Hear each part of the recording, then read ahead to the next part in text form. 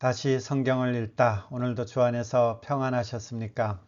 이제 3월이 되어 가니까 여기저기 봄꽃들이 보이기 시작하는 것 같습니다. 엊그제 보니까 진달래 핀 것도 처음으로 이제 올해 들어서 저는 처음으로 봤는데 참 좋은 것 같습니다. 분주한 삶의 예정 속이지만 그래도 새 봄이 되면서 계절이 바뀌면서 이렇게 나타나는 하나님의 그 일하심, 그런 것에 귀 기울여 보는 것도 하나님을 찬양하는 하나의 어떤 방법이 될 것입니다. 아무쪼록 봄날에 여러분들에게 좋은 일들이 가득하기를 소망합니다. 이제 다시 성경을 읽다. 오늘 저희들이 할 부분은 출애굽기 19장부터 40장까지의 내용입니다. 어릴 때는 출애굽기 하면 출애굽 제목에서도 느낄 수 있듯이 우리는 출애굽에 상당히 많은 관심을 갖고 왔고, 그리고 거의 대부분 출애굽기 하면 출애굽만 생각하는데, 오늘 이제 뒷부분까지 이렇게 쭉 같이 한번 여러분과 함께 나누다 보면 사실 하나님은 출애굽이 목적이 아니라 그 이후가 목적인 것을 우리는 발견할 수가 있을 것입니다. 그래서 출애굽기에서 굳이 그래도 나누자면 출애굽보다 더 중요한 것이 오늘 본문이다, 이렇게 생각하시면 될 것 같습니다. 오늘은 그래서 출애굽기 여기 19장부터 마지막 40장까지 되겠습니다. 자, 출애굽기 우리가 지난 시간에 했던 걸 잠시만 복습하면요, 둘로 나눴죠. 1장부터 18장까지는 출애굽하는 과정, 그리고 19장부터 40장까지는 이제 시내 광야, 시내 산 속에서 언약을 맺고 성막을 짓는 그런 성막 제도에 관한 부분들이 이제 19장부터 40장까지 이렇게 되어 있는데, 오늘은 저희가 이 부분을 저와 여러분들이 함께 할 생각입니다. 자, 지난주에 이런 내용들이 있었다라는 것을 기억하세요. 출애굽기, 이스라엘 백성들이 애굽에 들어간 지 400여 년이 되었을 때에 이스라엘 백성들이 번성하였죠. 매우 많아지고 매우 강대하였죠. 그래서 이스라엘 백성들이 이제 바로의 애굽의 어떤 종로로 타면서 그들이 고달픔이 시작되게 되죠. 물론 그 이전부터 시작됐지만, 하나님께서는 이 이스라엘 백성들의 이 고달픔을 이스라엘 백성들의 기도를 통해서 들으셨다, 이렇게 되어 있죠. 그러나 우리가 지난번에 살펴보았듯이 하나님은 신음하는 이 이스라엘 백성들의 기도를 통해서 일하셨지만, 그러나 하나님께서 이 이스라엘 백성들을 출애굽시키는 것은 뭐 때문이었다고요? 창세기 15장에 나와 있던 그 하나님의 언약, 하나님의 약속, 애굽 땅에서 다시 나올 것이라는 그 하나님의 약속에 따라서 이스라엘 백성들을 출애굽시키시죠. 그리고 이제 그 가운데서 여러 가지들이 이제 하나님의 약속이 실현되는 것도 보았죠. 그들이 어떤 금부치들을 가지고 나온다든지 하는 것들이 전부 다 약속의 실현, 이렇게 돼 있죠. 그리고 이 방법은 이제 모세를 통해서, 모세를 불러서 바로에게 가게 하는데, 바로에게 가서 이렇게 하죠. 바로에게 내 백성 보내라. 내 백성이 이제 광야에서 나를 섬길 것이다, 나에게 절할 것이다, 나를 예배할 것이다, 이렇게 하니까 바로가 뭐라 하나요? 여호와가 누구이기에 여호와가 누구이기에 내가 이런 표현들을 쓰게 되는 거죠. 그러니까 여호와가 누구이기에 바로가 질문하는 것에 대한 답변이 뭐였죠? 하나님께서 10가지 재앙을 내리시는 것이죠. 그래서 10가지 재앙을 내리고 난 다음에 하나님께서 이렇게 말씀하시죠. 애굽과 애굽에 있는 신들을 심판하는 것이다, 이렇게 되는 거죠. 단순히 어떤 기적을 행한 것이 아니라 애굽과 애굽에 있는 신들을 심판하는 것이다. 그리고 이것을 하는 목적은 내가 여호와인 줄 알게 하는 것이다, 이렇게 되는 것이죠. 그래서 우리가 10가지 재앙을 이런 관점으로 보았죠. 바로가 내가 그 여호와가 누구이기에 이렇게 하니까 10가지 재앙을 통해서 내가 여호와인 줄 알게 하리라, 이런 내용들이 이제 10가지 재앙을 통해서 나왔고요. 그 다음에 마지막 10번째 재앙이 뭐였죠? 유월절. 그것은 창세기 3장 15절에 나왔던 여자의 후손을 통해서 사탄의 머리를 박살낸다 그랬는데, 그 여자의 후손을 통해서 사탄의 머리를 박살내는 방법이 조금 더 구체화되죠. 죽음의 그림자가 애굽 땅 가운데서 이렇게 지나갈 때에 이 유월절 어린 양의 피가 있는 이 집은 유월, 죽음의 그림자가 그대로 넘어가게 되죠. 그래서 이 여자의 후손이 나중에 이 구원을 행사하는 방식으로서 이제 유월절 어린 양의 피가 필요하다, 그 죽음이 필요하다라는 것들을 이제 알 수 있게 되죠. 그리고 이스라엘 백성들은 출애굽해서 홍해를 건넜고, 그 홍해는 사도 바울은 세례라 이런 단어까지 이렇게 표현했습니다. 그리고 홍해 건넌 다음에 이제 출애굽기 15장에 그 노래가 나오죠. 제가 지난 시간에 하면서 이 출애굽기 15장은 꼼꼼히 한번 읽어 주십시오 이렇게 했는데 다들 읽으셨죠? 안 읽으셨다면 다시 한번 그 감격스러운 그 하나님의 위대함을 찬양하는 그 노래, 하나님의 어떠하심을 찬양하는 그 노래는 이제 다시 한번 여러분들이 볼 필요가 있는 것 같아요. 그리고 이제 이스라엘 백성들이 광야길로 가는데 광야길로 가자마자 불평하게 되죠. 물이 없고 광야길은 힘드니까요. 그래서 어떻게 하나요? 애굽이 더 좋았다. 애굽에서 죽었으면 좋았을 것을 이렇게까지 표현하는 것입니다. 그러니까 하나님께서 그 이스라엘 백성들을 하나님의 언약에 따라서 신실하게 인도하는데 뭘 주죠? 만나와 메추라기를 주면서 이제 만나를 주는 것은 단순히 이제 육적인 먹을 것을 주는 것이 아니라 그것이 신약 시대 그리고 신명기의 이런 말씀들을 종합해 보면 그 만나를 통해서 아, 하나님의 백성은 하나님 때문에 살아가는구나. 그 하나님을 믿음으로 신뢰함으로 순종함으로 바람으로 살아가는구나. 그것을 신약시대 예수님은 시험 받을 때에 하나님의 말씀으로 산다 이렇게 표현한 것이죠. 그래서 만나와 메추라기를 통해서 이스라엘 백성들이 광야에서 삶, 더 나아가서는 모든 인생길 속에서 하나님의 사람은 하나님의 말씀으로 산다라는 것들을 이제 만나와 메추라기를 통해서 가르치는 것이죠. 이게 지난 시간까지 했던 출애굽기 1장부터 18장까지 내용입니다. 그렇다면 오늘은 이제 출애굽기 19장부터 40장에서는 이런 거죠. 구원받은 백성들이 뭘로 표현하였죠? 출애굽, 애굽을 죄와 사탄의 그 그늘 안에서 출애굽해서 구원받았다라는 것을 홍해의 어떤 세례를 통해서 죄에 대해서는 죽고 의에 대해서 다시 산다는 이 세례를 통해서 이제 증명할 수 있는 어떤 반증할 수 있는 그런 내용이었죠. 그렇다면 이제 출애굽해서 구원받은 백성들, 그럼에도 불구하고 연약한 백성들이기 때문에 하나님 앞에서 광야에서 금방 불평하게 되죠. 불만을 갖게 되죠. 심지어 그렇게 출애굽하면서 하나님이 어떠한 분이신지를 보여주셨는데 내가 애굽에 돌아갈 걸 이렇게 되는 것이죠.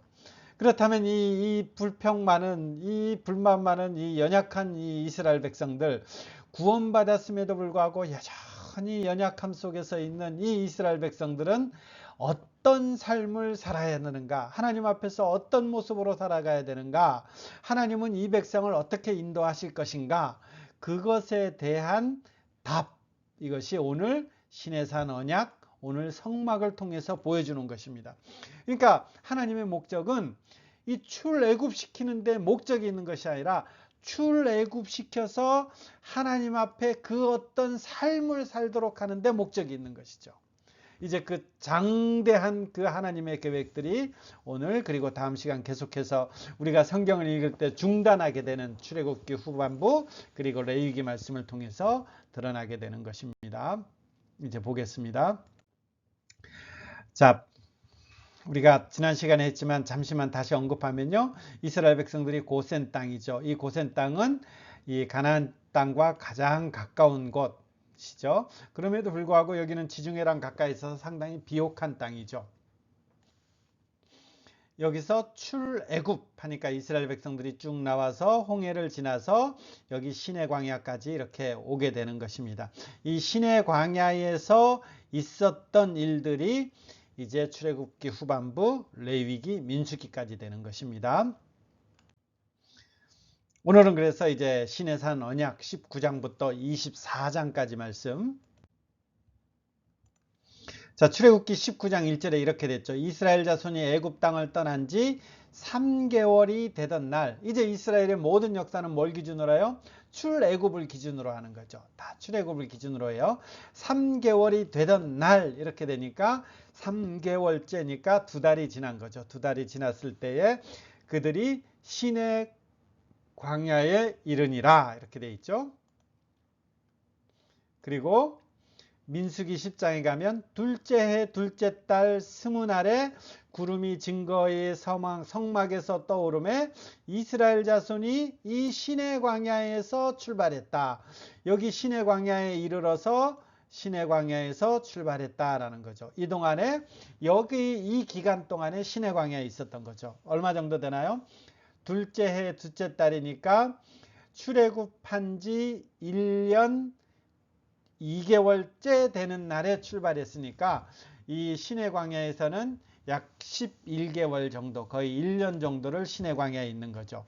이 시내 광야에 있으면서 이들이 뭘 했나요? 하나님의 율법을 받은 것이고, 이 시내 광야에 있을 때 하나님의 율법을 받은 그 내용으로 쓰여진 성경이 출애굽기 후반부 19장부터 오늘 보게 되는 40장, 그리고 레위기, 그리고 민수기, 여기 1장부터 10장까지 이렇게 되는 거죠. 하나님은 이제 출애굽해서 시내 광야까지 인도했는데, 여러분 이 표현 한번 보세요. 내가 어떻게 독수리 날개로 너희를 업어 내게로 인도하였음을 너희가 다 보았다. 그러니까 이스라엘 백성들이 불평하면서 그들이 광야길을 열심히 걸어온 것 같지만 하나님은 뭐라고 말하는 거예요? 독수리가 마치 자기 새끼를 이렇게 날개로 업어서 이렇게 안아다 주듯이 하나님은 이스라엘 백성을 이렇게 인도하는 것입니다. 이 하나님의 위로가 사실 우리한테 있어야 되는 거죠. 어떤 때는 우리가 보면 나 혼자 사는 것 같잖아요. 나 혼자 고난받는 것 같고 나 혼자 신앙생활 하는데 힘겨운 것 같지만 하나님이 이렇게 우리가 지난 세월을 이렇게 보면 하나님이 우리 인생들을 이렇게 독수리 날개로 업어서 인도한 거죠. 이 표현들은 나중에 계속 나오죠. 출애굽기 40장에도 보면 구름기둥 불기둥으로 하시고 하나님께서 또 나중에 뭐라고 하세요? 내가 3일길을 먼저 가서 너희 거처를 알아보고 진을 친다, 이런 표현까지 나오는 거죠. 그러니까 우리의 인생길은 하나님께서 우리를 어떻게 빼내셨는데요, 하나님께서 우리를 어떻게 구원해 주셨는데요, 자기 아들 독생자를 이 땅 가운데 보내셔서 온갖 조롱 다 받으시고 그리고 십자가에 못 박혀 죽이기까지 하면서 구해낸 생명이 저와 여러분들이잖아요. 그러면 이 생명은 하나님께서 어떻게 하실 것 같아요? 하나님께서 책임지시는 거죠. 책임지시는 거죠. 그러니까 이스라엘 백성들을 출애굽시킨 이스라엘 백성들은 하나님께서 지금 이렇게 표현하는 거죠. 내가 독수리 날개로 너희를 업어왔다, 이렇게 표현하는 것입니다. 역시 그래서 이제 독수리 날개로 업어서 시내 광야에 도착해서 여기서 이제 하나님의 율법을 받는 것입니다. 이제 출애굽기 19장에 보면 이런 표현들이 있죠. 이제 이스라엘 백성들이 출애굽해서 가나안 땅에 가는 여정 가운데 시내산에서 시내산 언약을 하는데, 출애굽기 19장 말씀을 여러분 교환에는 적혀 있는데 성경을 한번 볼게요. 이렇게 돼 있죠. 19장 5절요. 세계가 다 내게 속하였나니 너희가 내 말을 잘 듣고 내 언약을 지키면, 그 다음부터요, 너희는 모든 민족 중에 내 소유가 되겠고 너희가 내게 대하여 제사장 나라가 되며 거룩한 백성이 되리라, 이렇게 돼 있죠. 그러니까 시내산 언약 속에서 하나님께서 언약을 맺는데 너희가 이 언약을 잘 지키면, 이 시내산 언약을 잘 지키면 너희는 내 소유가 된다. 소유라는 것은 제가 몇 번 말씀드렸죠. 이것은 보물이라는 거예요. 하나님께 속했다라는 거예요. 하나님과 어떤 특별한 관계를 맺었다라는 거예요. 하나님의 소유라는 것은.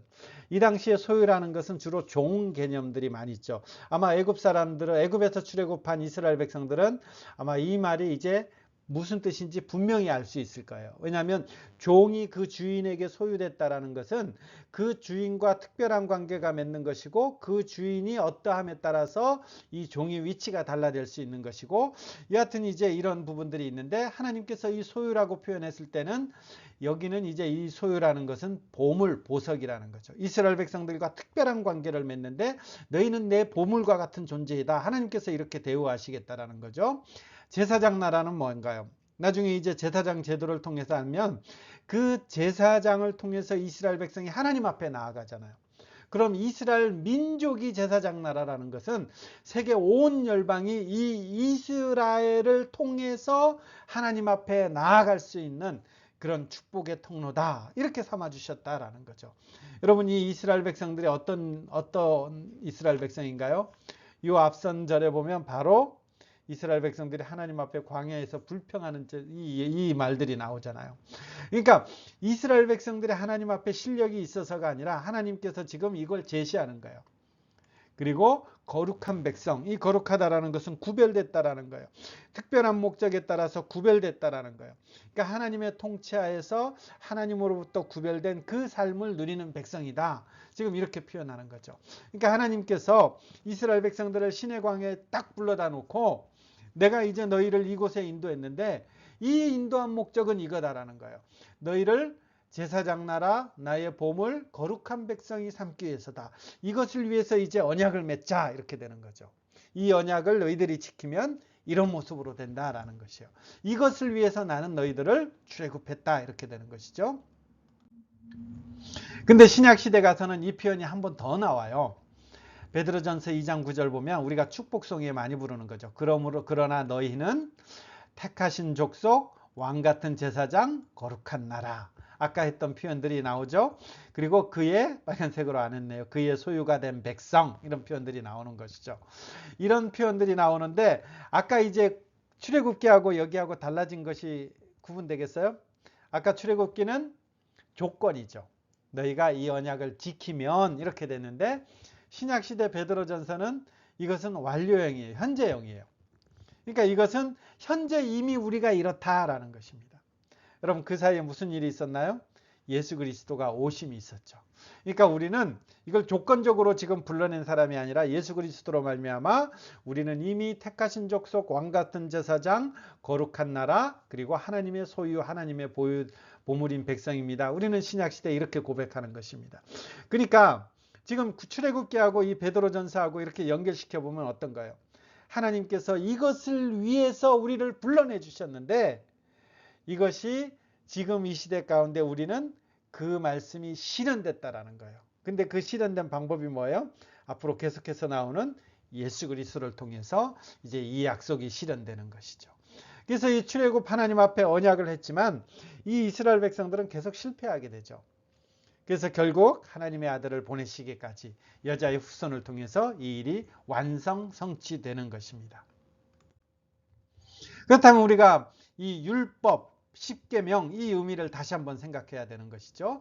하나님께서 이렇게 불러내서 내가 너희를 이렇게 하고 싶다라고 하면서 주신 것이 율법과 그리고 맨 먼저 주신 것이 십계명이라는 거예요. 두 돌판에. 그렇다면 우리는 이 질문을 하는 거죠. 율법의 의미가 뭡니까? 라고 했을 때 이 율법이라는 것은 복이죠. 복.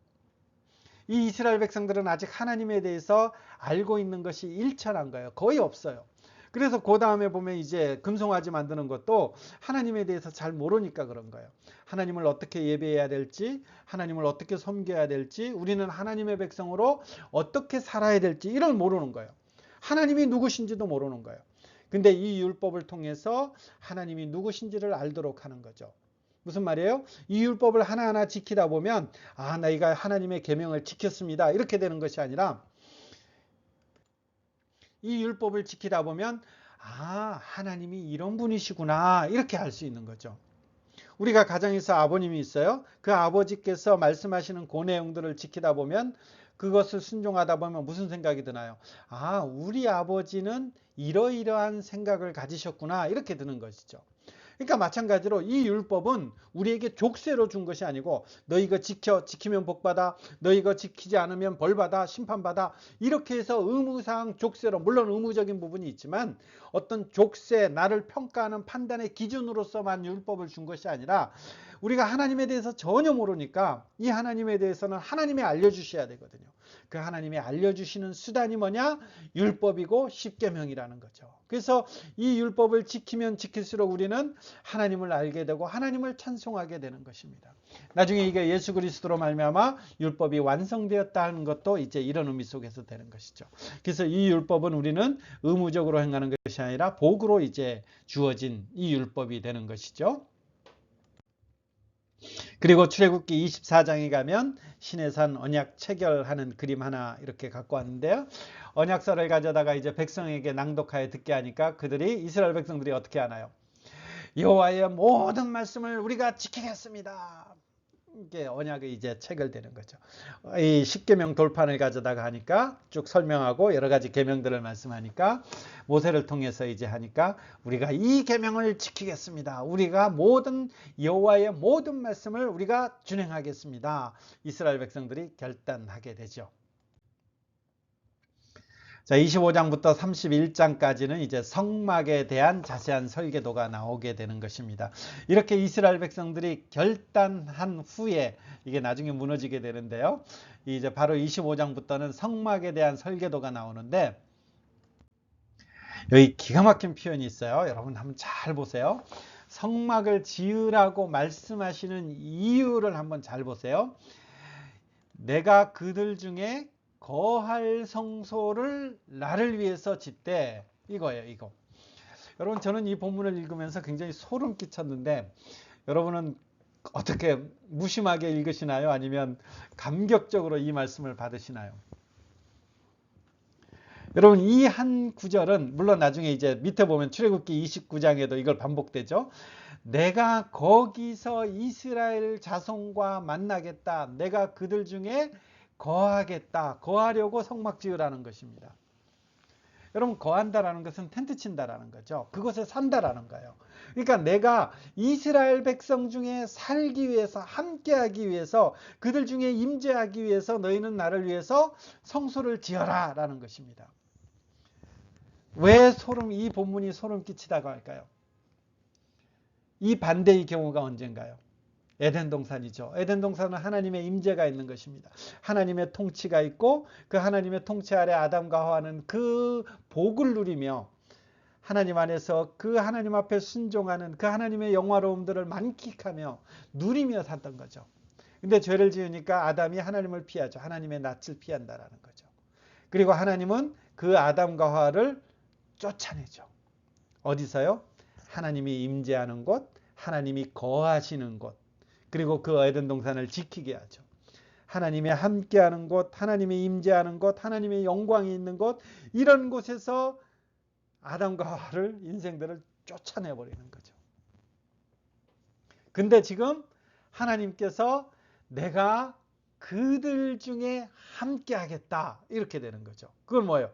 하나님의 그 영광스러움, 하나님의 그 임재, 하나님의 그 어떤 복됨 안에 지금 사람들을 초청하고 이스라엘 백성들을 불러들이고 그들과 함께 하겠다는 선언이 되는 것이죠. 그 사람들이 죄지음으로 말미암아 아담과 죄지음으로 말미암아 쫓아냈는데 원수가 되었는데 내가 이 이스라엘 백성과 함께 하겠다. 굉장한 복된 말씀이죠. 내가 거할 성소를 나를 위해서 짓게 하겠다 이렇게 표현되는 것이죠. 그러면 우리가 이 성소를 짓는다 그러면 어떻게 지어야 될까요? 일단 대강 보면요.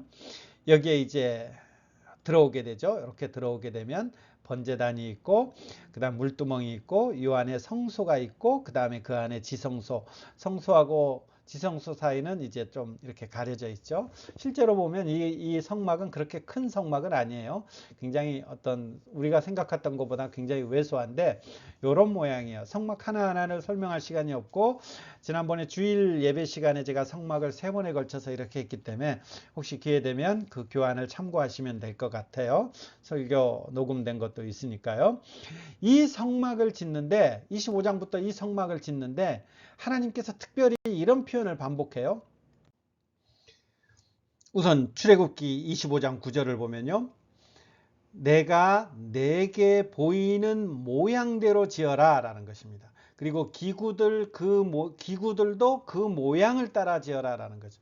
하나님께서 그 성막을 네 마음대로 지으라는 것이 아니라 하나님께서 딱 정해준 그대로 지으라는 것입니다. 그리고 이후에 실제로 이렇게 모세가 이 성막을 지을 때 보면 이 표현이 20몇 번 정도 반복돼요. 하나님이 모세에게 명하신 대로 지었다. 하나님이 모세에게 명하신 대로 지었다라는 것이죠. 그러니까 성막을 지으면서 가장 중요한 그 짓는 방법의 가장 중요한 것은 하나님이 딱 정해주고 딱 정해준 그대로 지어야 된다라는 것입니다. 여러분 왜 그럴까요? 왜 그럴까요? 이 성막은 아까 말씀드렸듯이 하나님께서 임재하는 곳이에요. 그리고 하나님께서 임재하시겠다고 하는 것이고, 그곳에서 이제 하나님을 만날 수 있는 길이 열린 거예요. 근데 그 길은 우리가 정하는 것이 아니에요. 내가 하나님을 만나고 내가 하나님을 이렇게 예배하면 되겠지, 내가 하나님 앞에 이렇게 헌금하면 되겠지, 내가 하나님 앞에 이렇게 봉사하면 되겠지, 이렇게 생각해서 내 생각대로 하면 그것이 다 우상숭배가 된다라는 거죠. 하나님 앞에서 내가 어떻게 한다라는 것이 아니라 하나님이 보여주시는 대로 우리는 예배해야 되는 거죠. 대표적으로 내가 어떻게 하겠습니다 해서 사단이 난 것이 이제 조금 있다가 보게 되는 금송아지 사건이잖아요. 내가 이렇게 해서 여호와를 섬깁니다 했을 때 하나님께서 진노하셨죠. 우리는 그 방법대로 되는 것이 아니다라는 것입니다. 하나님께서는 하나님 앞에 예배할 때는 하나님의 그 방법 가르쳐준 그대로 해야 되는 거죠. 왜요? 하나님은 그 하나님의 어떠하심은 너무나 크고 넓기 때문에 우리의 이성과 우리의 경험을 통해서 그 하나님을 알 수 없는 거예요. 그 하나님은 하나님께서 보여주셔야만이 우리는 그 하나님을 알 수 있고, 하나님께서 이렇게 해라 가르쳐 주셔야만이 우리는 그렇게 예배할 수 있는 자들이죠. 그래서 기독교를 계시의 종교라 그러고, 기독교가 다른 큰 차이점이 있다면 바로 이런 내용이죠. 내가 비나이다 해서 그 신을 만날 수 있는 것이 아니라 그 신이 우리의 여호와 하나님께서 먼저 우리를 찾아오게 되는 것이죠. 그렇기 때문에 그 안에 있는 이 기구들은 하나님께서 명령해서 그대로 되는데, 그 안에 있는 그 하나하나는 다 하나님의 어떠하심들이 나타나는 거죠. 하나님의 어떠하심, 그리고 그 하나님 앞에 나아갈 때는 우리는 어떠해야 된다라는 것들이 다 상징적으로 표현된 거예요. 그렇기 때문에 그 하나님 앞에서 나아갈 때 어떠해야 되는 것들이 그 상징적인 기구를 통해서, 어떤 모습을 통해서, 어떤 예식을 통해서 우리는 하나님 앞에 나가야 되기 때문에, 그것은 우리 마음대로 정하는 것이 아니라 하나님이 정하는 거죠. 그리고 이제 조금 더 나가보면 그 성막에 있는 그 기구들은 다 하나님의 어떠하심, 그리고 그 하나님 앞에서 우리는 어떠해야 되는가, 이것들을 다 상징적으로 표현하는 것이기 때문에 이것이 나중에 그 상징의 실체가 나타나게 되죠. 요한복음요, 너희가 이 성전을 헐라 내가 사흘 동안에 일으키리라. 그러나 예수는 성전된 자기 육체를 가리켜 말씀한다. 이 성막이 나중에 성전이 되고 하는데, 예수님이 이 성막에서 얘기하는 이 모든 것들은 다 나를 가리켜서 한 거다라는 것입니다. 성막은 장래에 오실 그리스도에 대한 예표, 그림자, 모형이다라는 것입니다. 이게 성막이라는 것이에요. 그렇기 때문에 이 성막의 그 의미들은 우리가 정하는 것이 아니고 하나님 앞에 정하는 거죠. 그리고 이 성막에서, 이 성소에서 나는 너희들을 만나겠다, 이렇게 되는 것이죠. 그리고 이것을 우리가 신약시대까지 전하면 하나님은 우리를 어떻게 만나는 거예요? 예수 그리스도, 그때 당시에 성막 성전이 예수 그리스도를 말하는 것이니까 실체이신 예수 그리스도를 통해서 우리를 만나는 거죠. 그래서 대표적으로 우리가 예수님을 통해서 만난다라고 했을 때에 그것은 예수님의 말씀을 통해서 만나게 되는 것이죠.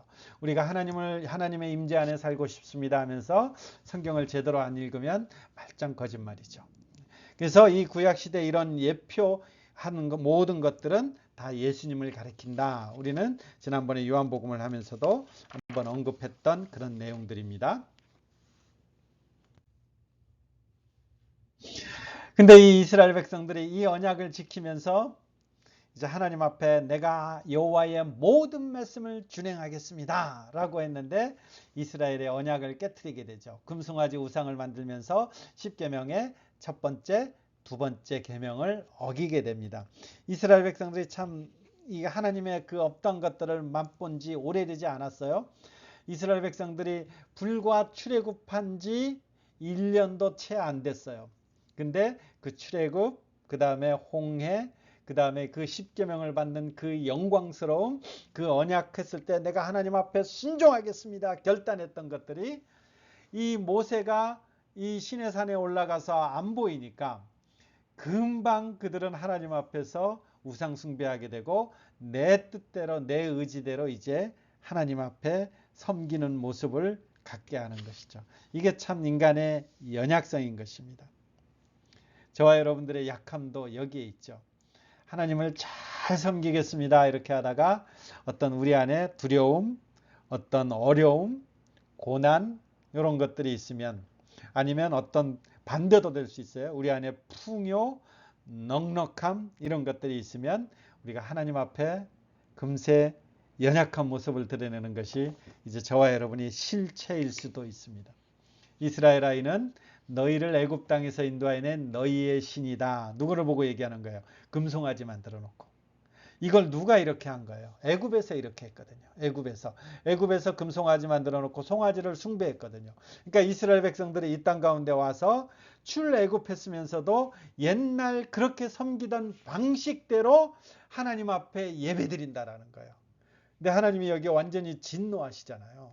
그러니까 제가 이제 거듭 말씀드리는 것이 이거죠. 이스라엘 백성들이 하나님 하면 하나님의 방법대로, 하나님께서 계시해 주신 대로 그 하나님을 섬겨야 되는데, 내 경험, 내 이성, 내가 알고 있는 것, 애굽에서의 어떤 생각들, 이거 가지고 하나님을 섬긴다라는 거죠. 이랬을 때 이것은 우상 숭배가 되는 것입니다. 그래서 신앙생활 한다 그러면 이 사실을 명심해야 돼요. 우리는 하나님의 말씀을 하나님의 말씀대로 부지런히 읽고 공부하고 묵상하고 깨달아서 그 하나님의 말씀에 쓰여진 대로 신앙생활 해야 되는 거예요. 이들이 하나님을 버린 게 아니잖아요. 뭐라 그래요? 그걸 만들어 놓고 이게 하나님이다 그런 거예요. 하나님을 버린 것이 아니에요. 이게 하나님이다 그래요. 이스라엘 백성들은 이제 이런 일들이 연속적으로 실패하는 것들이 앞으로 계속해서 나오게 됩니다. 예레미야 7장에 가니까 이렇게 표현했죠. 애굽 땅에서 나온 날부터 오늘까지 악을 더 행하였다. 누가요? 이스라엘 백성들이. 이스라엘 백성들은 이렇게 계속해서 하나님 앞에 범죄한 거예요. 하나님 앞에 범죄하겠다. 하나님께서 진멸하시겠다 그러죠. 하나님께서 진멸하실 때 누가 등장하나요? 중보자가 등장하는 것이죠. 여기서 우리가 하나 알 수 있죠. 우리 인생들은 하나님 앞에서 설 때에 중보자가 필요하다라는 것입니다. 중보자인 모세가 등장하죠. 모세가 뭐라고 하나요? 이스라엘을 하나님께서 진멸하시면 하나님이 약속했지 않습니까? 아브라함과 약속하신 그 말씀은 뭐가 되겠습니까? 하나님 약속하신 것 좀 지켜주십시오. 그리고 하나님의 백성이라고 다 해놓고서는 그 하나님의 백성들이 더럽혀지는 것을 보면 열방 사람들이 뭐라고 그러겠습니까? 이렇게 하나님의 그 약속하심에 의지해서 모세가 중보하죠. 여러분, 우리 기도할 때도 이런 기도가 참 좋은 것 같아요. 하나님의 말씀에 근거해서 그 말씀 안에서 하나님 앞에 의지하는 거죠. 하나님께서 그의 중보를 들으시고 뜻을 돌이키시죠. 주도한 자는 멸하지만 이스라엘 민족을 용서하시고 언약을 새롭게 하십니다. 그러면서 하나님께서 나는 이렇다라는 하나님의 성품이 등장합니다. 여호와께서 그의 앞으로 지나시며 선포하시되 여호와라 여호와라 나는 자비롭다 은혜롭다 노하기를 더디한다 인자와 진실이 많은 하나님이다. 인자를 천대까지 베풀고 그 다음에 악과 과실과 죄를 용서하시는 분이다. 그러나 또 한편으로는 벌을 면제하지는 않으시고 아버지의 악행을 자손 3, 4대까지 보응하시는 분이시다. 하나님께서 이 두 가지를 하나님의 성품으로 이제 제시하는 거죠. 하나는요, 죄를 용납하지 않는 공의의 하나님이시다. 또 하나는요, 그럼에도 불구하고 자비롭고 은혜롭고 노하기를 더디하신 하나님, 인자와 진실이 많으신 하나님, 이 두 속성을 가진 하나님이다. 하나님이 자신에 대해서 이제 자신의 성품에 대해서 말씀하시는 거죠. 그러면 이 이스라엘 백성들의 이 잘못을 해결하려면 이 둘을 다 용납해야 되는 거예요.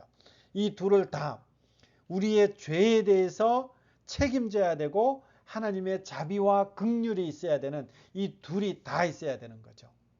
우리는 하나님의 자비와 긍휼은 받을 수 있는데 우리는 하나님 앞에서 뭘 못해요? 하나님 앞에서 그 죄에 대한 벌, 이것은 면제받지 못하는 거죠.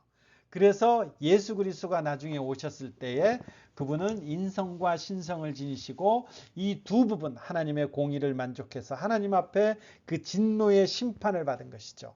그래서 우리가 다음 시간에 조금 우리 주일에 좀 살펴보겠는데 이 진노와 심판을 받으면서 어떻게 되나요? 여호와여 어찌하여 나를 버리십니까? 하나님 앞에 버림받는 데까지 하나님의 진노와 심판을 받게 되는 것입니다. 하나님의 이런 모습들이 이제 등장하게 되는 것입니다. 언약을 새롭게 하고 이제 성막을 완성하는 데가 35장부터 40장까지 등장하죠. 이스라엘 자손이 이와 같이 성막 곧 회막의 모든 역사를 마친데 어떻게 해요? 여호와께서 명령하신 대로 다 행했다. 그거 성막에 탁 마치니까 구름이 회막에 덮이고 여호와의 영광이 성막에 충만하게 되는 것이죠. 하나님이 약속하신 그 약속이 그곳에 임하겠다. 성막을 지어라. 거기에 임하겠다는 그 하나님의 약속이 성막 가운데 이제 쫙 지낸 것이죠. 하나님께서 에덴 동산에서 범죄함으로 말미암아 그들이 쫓겨났었는데 이제 하나님께 다시 나아갈 길이 열리게 되는 거죠.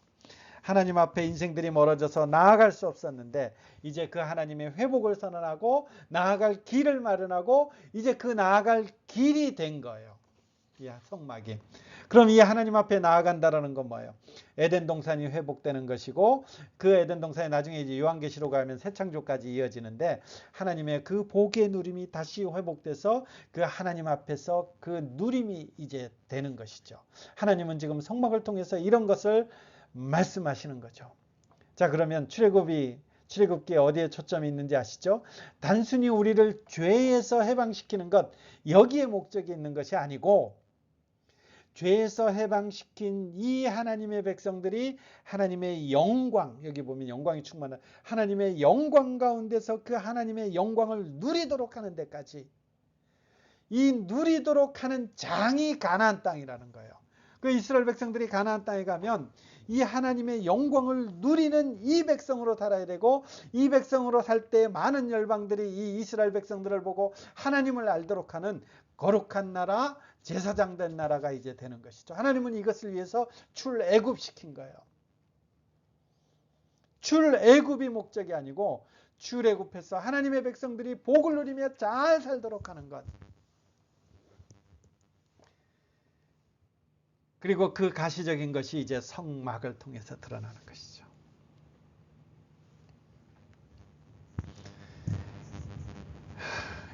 이게 은혜가 되지 않으신가요? 내가 거할 성소를 지어라. 25장 8절, 출애굽기 25장 8절.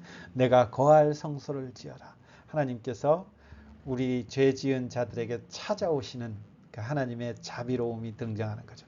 내가 거할 성소를 지어라. 근데 문제가 생겼습니다.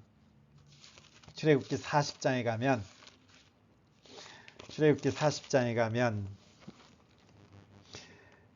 34절 구름이 회막에 덮이고 여호와의 영광이 성막에 충만하며 여기까지 해서 끝나야 되는데 35절 모세가 회막에 들어갈 수 없었으니 이는 구름이 회막 위에 덮이고 여호와의 영광이 성막에 충만하였다. 아니 여호와의 영광이 회막에 덮이고 충만하면 거기야 이제 이스라엘 백성들이 쫙 들어가야 되는데 모세가 못 들어갔다라는 거예요. 모세는 이스라엘의 지도자잖아요.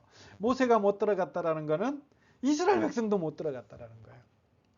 하나님께서 이 영광스러운 회막을 만들어 놓고 그 회복을 선언해 놓고서는 내가 거기 거하겠다 해 놓고서는 거기 거하면 이스라엘 백성도 들어와야 되는데 모세도 못 들어오고 이스라엘 백성도 여기 못 들어온다라는 거예요. 뭐 때문에요? 죄로 타락한 이스라엘 백성, 아까 그 성품이 나왔죠. 하나님은 자비롭고 은혜로우신 분이지만 긍휼이 많으신 분이시지만 죄에 대해서 용납하지 않는 분이라는 거죠. 그래서 이 죄된 사람은 하나님 앞에 나올 수가 없는 거예요. 이 죄인은 하나님 앞에 나올 수가 없는 거예요. 하나님 앞에 거룩하신 선하신 이 하나님 앞에 이 타락한 백성은 나올 수 없어서 하나님의 임재를 경험 못하는 거예요. 그렇다면 이 죄로 타락한 죄인된 이 백성들은 어떻게 성소 안에 들어갑니까? 어떻게 하나님의 영광 안에 들어갑니까? 어떻게 하나님의 임재 안에 들어갑니까? 이 방법이 바로 레위기라는 것입니다. 이게 다음 시간이에요. 그래서 다음 시간에 여러분 어렵지만 이 레위기 한번 이 관점에서 타락한 백성이 하나님의 영광 가운데 하나님이 임재하겠다고 성소를 지어놨는데 여기에 죄 때문에 못 가는 이 백성들이 어떻게 하나님의 영광을 누릴 수 있습니까? 라는 답, 이게 레위기예요. 그래서 다음 시간에 올 때 레위기 여러분 많이 중단하고 그러지만 레위기 꼭 한번 읽고 오시면 될 것 같아요. 꼭 한번. 자, 오늘 출애굽기 19장에서 40장을 다시 읽습니다. 하나님은 아브라함과 이삭과 야곱에게 맺은 언약에 따라 이스라엘을 구원해 내셨죠. 출애굽. 그리고 시내산에서 하나님 백성 삼으시고 언약을 맺으셨습니다. 그리고 그러나 이스라엘 백성들은 하나님과 시내산에서 피로 맺은 언약을 금송아지를 만들어 섬김으로 지키지 못했죠. 그런데도 하나님은 모세의 중보사역을 통해 언약을 다시 세우시고 성막을 짓게 하시고 성막에 임재하심으로 그들과 함께 하신다는 것을 보여주셨습니다. 이제 하나님의 백성인 이스라엘의 삶은 율법을 통하여 하나님을 알아가고 그 말씀 앞에 순종하며 사는 것입니다. 이렇게 살았을 때 이스라엘 백성들은 하나님 앞에서 이제 소유가 되고 보물이 되고 제사장 나라가 되고 거룩한 백성으로 살아가게 되는 것이죠. 이게 이스라엘 백성들에게 주어지는 하나님의 운명과도 같은 복이죠. 왕 대신 하나님이 있고 그의 백성된 이스라엘이 있으며 왕의 통치 수단인 율법이 있습니다. 그리고 그것이 그의 백성들에게 주어지는 것입니다. 이제 이스라엘은 하나님이 다스리는 나라, 그의 뼈대를 이곳 시노산에서 비로소 갖추게 된 것입니다. 그러나 어떻게 되죠? 이스라엘은 실패하게 됩니다. 출애굽기는 이스라엘을 위협하는 바로의 악함에서 시작됐지만 끝에 가서는 자신들의 악함이 더 큰 문제가 됨을 발견하게 될 것입니다. 언약의 미래를 위협하는 것은 바로 이스라엘의 죄가 되는 것이죠. 이스라엘은 시도 때도 없이 이 언약을 깨뜨린 것입니다. 나중에 선지서 가면 이게 극에 달하잖아요. 그렇다면 이 거룩하고 선하신 하나님께서 어떻게 이 죄로 타락한 백성 가운데 임재할 수 있을까?